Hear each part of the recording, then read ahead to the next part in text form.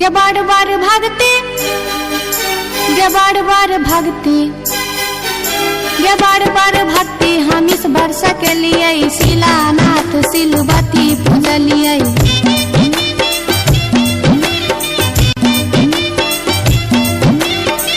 बसाइन हम पावन टेकलिए, तुलसी गाछ में जल ढारलिए।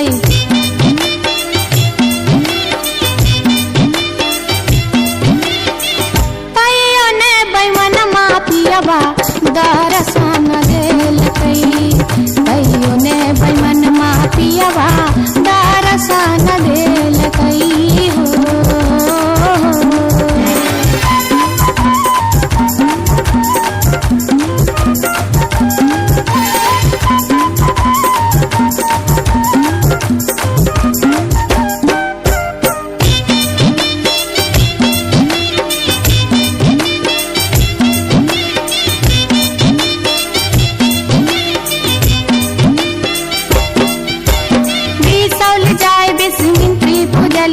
फुलहर गलिए गिरजा पूजलिए।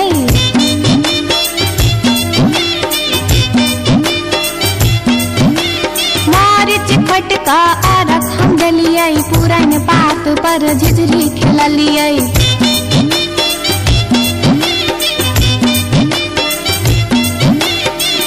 तैयो ने बैमन मापियबा दर्शन देलकै, तैयो ने बैमन मापियबा दर्शन देलकै हो।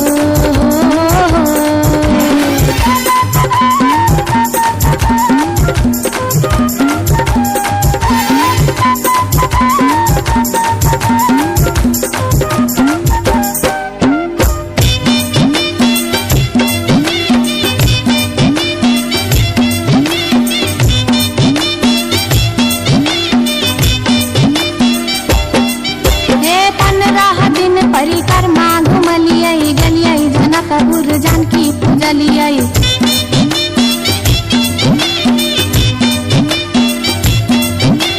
धनुखा गेलिए धनुष पूजलिए, महारानी जी के सेहो गोहरलिए।